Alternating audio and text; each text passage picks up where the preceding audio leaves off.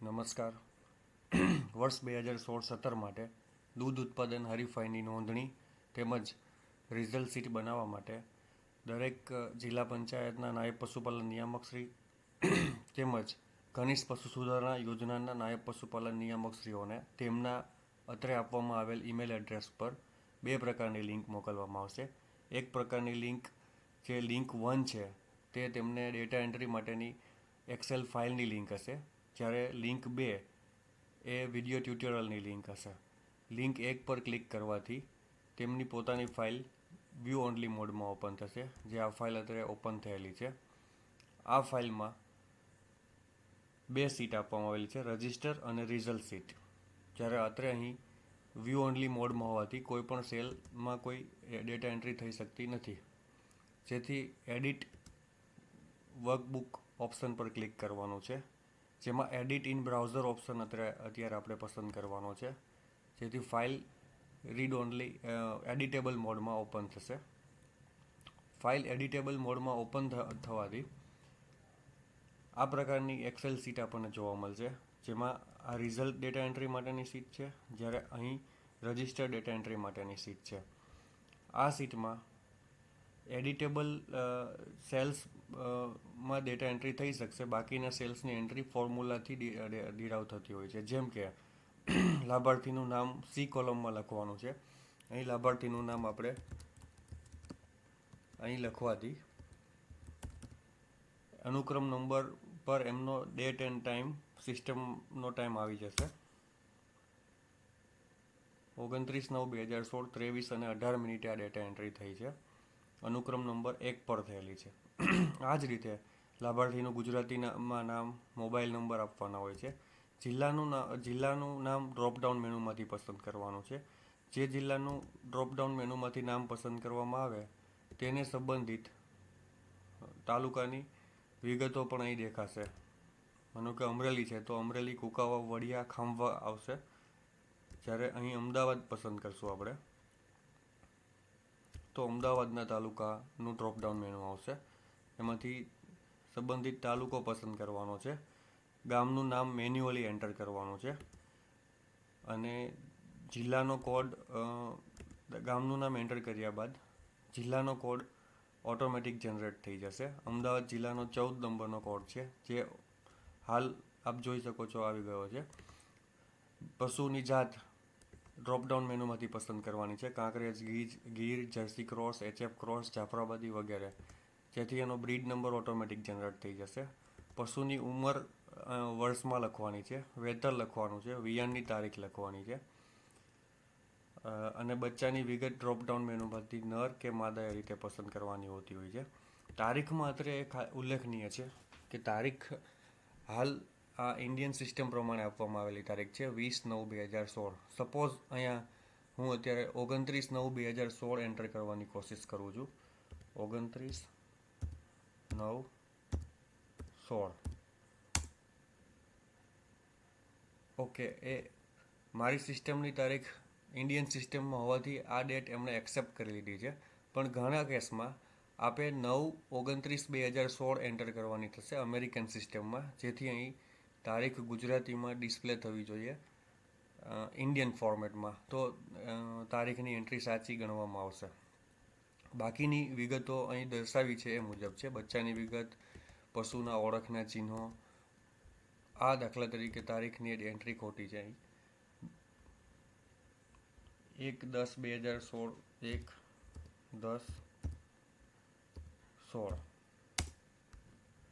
Okay, મારી સિસ્ટમની date બરાબર હોવાથી ડેટા એન્ટ્રી બરાબર આવી જાય છે. 1/10/2016 થી 3/10/2016. દૂધ ઉત્પાદનની તારીખ આ તારીખથી શરૂ થશે. આ તારીખ સુધી દૂધ હરીફાઈનું આયોજન થશે. જૂથ મથકનું નામ, દૂધ ઉત્પાદન કરનાર પશુ ચિકિત્સા અધિકારીનો સંપર્ક નંબર, ઉપકેન્દ્ર અથવા પ્રાપસા કેન્દ્રના કર્મચારીનું નામ, એમનો મોબાઈલ નંબર વગેરે જેવી વિગતો અહીંયા ડેટા એન્ટ્રી કરવાની થશે. જ્યારે સંસ્થામાં ડ્રોપડાઉન મેનુ છે, જિલ્લા પંચાયત અને ગપસુઓ તેમજ રિજિયન, જે જિલ્લો પસંદ કરવામાં આવ્યો છે એને અનુરૂપ રિજિયન અહીં ઓટોમેટિક આવી જશે. આ વસ્તુ થઈ નોંધણી માટેની. જ્યારે રિઝલ્ટ એન્ટર કરવાનું થાય ત્યારે અહીં જે એન્ટર કરેલો લાભાર્થીનો અનુક્રમ નંબર આવતો હોય કોલમ એમાં, હાલ અત્યારે એક અનુક્રમ નંબર પર ડેટા એન્ટ્રી કરી છે, જેથી રિઝલ્ટ સીટમાં અહીં અનુક્રમ નંબર 1 એન્ટર કરવાનો રહેશે. અનુક્રમ નંબર 1 એન્ટર કરવાથી હાલ એક અનુક્રમ નંબર જ્યાં એન્ટર કર્યો ત્યારની મિનિટ અને સમય આવી જશે, પણ લાભાર્થીનું નામ અને બીજી જે અન્ય વિગતો જે રજિસ્ટ્રેશન વખતે આપણે રજિસ્ટર સીટમાં એન્ટર કરેલી હતી તે રજિસ્ટર સીટમાંથી ઓટોમેટિક અહીં આવી જશે, આપ જોઈ શકો છો. જ્યારે લાભાર્થીને દૂધ ઉત્પાદનની એન્ટ્રી કરીએ ત્યારે જનરલી આપણે સ્ટ્રીપિંગની એન્ટ્રી કરવાની હોય છે, જે સાંજનું સ્ટ્રીપિંગ હોય છે. ત્યારબાદ બીજા દિવસનું સવારનું અને સાંજનું દૂધ હોય છે. ત્યારબાદ ત્રીજા દિવસનું સવારનું દૂધ ઉત્પાદન નોંધવાનું રહેતું હોય છે.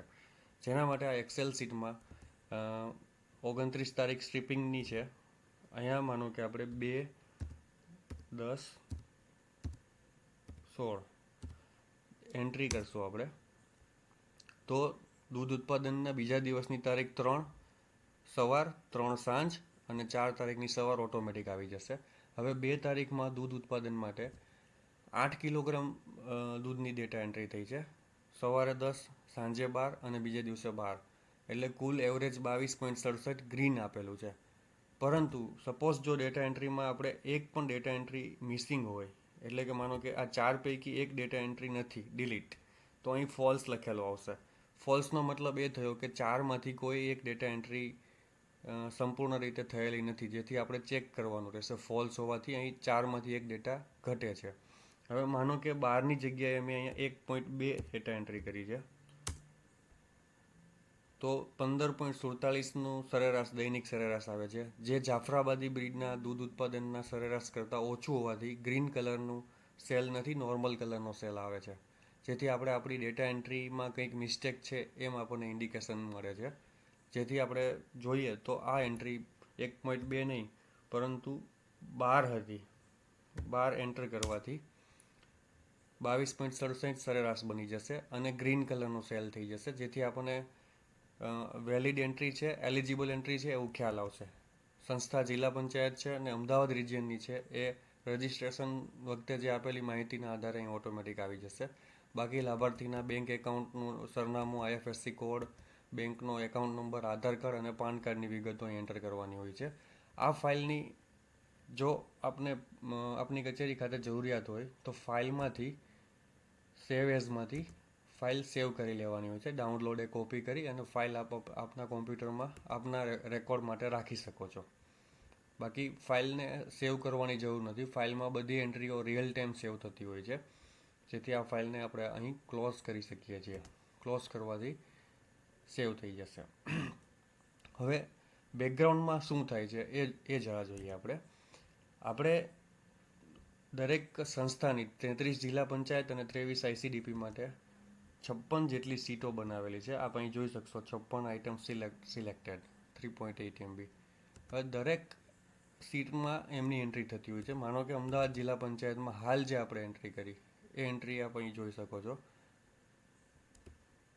22.67ની જે એન્ટ્રી કરી આપણે હાલ એ અહીં ઓટોમેટિક એક્સેલ ફાઇલમાં આવી ગઈ છે. 29/9/2016ની એન્ટ્રી છે. ઓકે, હવે આ 23 ફાઇલોનું ક્યુમ્યુલેટિવ ડેટા કલેક્શન 2 એક્સેલની ફાઇલોમાં કરવામાં આવે છે. પહેલી એક્સેલની ફાઇલ છે રજિસ્ટ્રેશન માટેની. આ રજિસ્ટ્રેશનમાં ક્વેરી જનરેટ કરવામાં આવી છે. આપ જોઈ શકશો રજિસ્ટ્રેશનમાં હાલ અહીં અમદાવાદમાં કોઈ એન્ટ્રી હશે નહીં. ઓકે, અહીં એન્ટ્રી આપણી આવી ગઈ છે 22/9ની રિફ્રેશ થઈને. અહીં રાઇટ ક્લિક કરી અને રિફ્રેશ કરવાથી રનિંગ બેકગ્રાઉન્ડ ક્વેરી એ ટાઈપનું લખાઈને આવે છે. એટલે માત્ર 2 સેકન્ડ જેટલા સમયમાં 56 ફાઇલના 100 જેટલી રોમાંથી દરેક ડેટા આ ફાઇલની અંદર આવી જાય છે.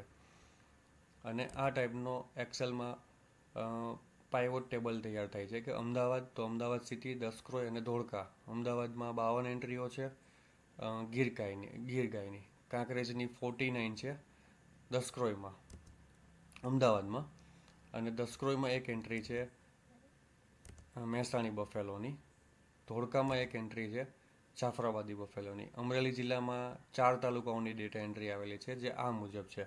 અહીં આપણે રિજિયન વાઇઝ જોવું હોય તો અમદાવાદ પર ક્લિક કરવાથી અમદાવાદ રિજિયનનું જોઈ શકાય છે. રાજકોટ પર ક્લિક કરવાથી રાજકોટ રિજિયનના ડેટા આવી જાય છે. વડોદરા પર ક્લિક કરવાથી વડોદરા રિજિયનના ડેટા જોઈ શકાય છે. અને ક્લિયર ફિલ્ટર પર ક્લિક કરવાથી ક્લિયર ડેટા જોઈ શકાય છે.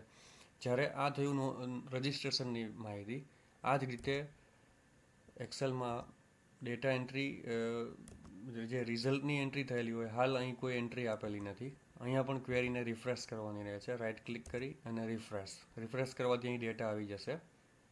ઓકે, આ ડેટા બધી 56 ફાઇલમાંથી ડેટા અહીં ફેચ થઈને આવી ગયા છે, જેમાં લાભાર્થીનું નામ અને બધી વિગતો આવી ગઈ છે. એના આધારે અહીં રિઝલ્ટ શીટ તૈયાર થશે. રિઝલ્ટ શીટમાં હાલ કોઈ ડેટા નથી. F9 પ્રેસ કરવાથી એક્સેલને થોડો સમય લાગશે અને રેન્ક પણ આપશે એને. F9 પ્રેસ કરવાથી calculating for processors 93%, 94, 95, 96 એ રીતે હમણાં અહીં એન્ટ્રી આવી જશે. 97, 98, 99 અને 100 આ ડેટા એન્ટ્રી અહીં આવી ગઈ છે, પશુનો કોડ અને બધી વિગતો સાથે. અને એણે રેન્ક પણ આપી દીધો છે. હાલ જે મેં એન્ટ્રી કરી છે એ આખા રાજ્યમાં 2 નંબરના રેન્ક પર આવે છે. એટલે રેન્કિંગ પણ ઓટોમેટિક થતું રહે છે. ડેટાને બ્રીડ વાઇઝ સોર્ટ કરીએ તો સોર્ટ થયેલી બ્રીડનું રેન્કિંગ પણ ફરીથી રિવાઇઝ ઓટોમેટિક થઈ જતું હોય છે. માનો કે 2 નંબરના બ્રીડ કોડ ધરાવતી એન્ટ્રીઓને રેન્ક આપવો છે આપણે, તો F9. અત્યારે હાલ 3 અને 3 હતું, જે હવે બંને 1 થઈ જશે, કેમ કે 22 બંનેનું છે. એ જોઈશું આપણે. પ્રોસેસ થતાં થોડો સમય લાગે છે. સાથે સાથે બ્રીડનો રિપોર્ટ પણ જનરેટ થતો રહેતો હોય છે કે ગીરમાં 20 કિલો ઉત્પાદન સુધી ધરાવતી બે એન્ટ્રીઓ નોંધાયેલી છે. બંનેનું 20 ઉપર છે. જર્સીની કોઈ એન્ટ્રી નથી. જાફરાબાદી બફેલોની એક એન્ટ્રી છે, જે 10 કિલો અંદરની છે. સુરતી બફેલોમાં 20 કિલો સુધીની 2 એન્ટ્રી છે. આ રીતે. ઓકે, આ રિફ્રેશ થઈ ગયું છે. બંને 22 કિલો હોવાથી બંનેનો રેન્ક સમાન આપ્યો છે, 1 અને 1. આ રીતે જો આપ ડેટા એન્ટ્રી કરશો તો રિઝલ્ટનું કમ્પાઇલેશન ઝડપી બનશે અને આપણે એનો ટેકનોલોજીનો આપણા પશુપાલન ખાતાના માટે પ્રોસેસ ઝડપી કરવામાં લાભ લઈ શકશું. આપ સૌનો સહકાર મળી રહેશે એ બદલ આભાર.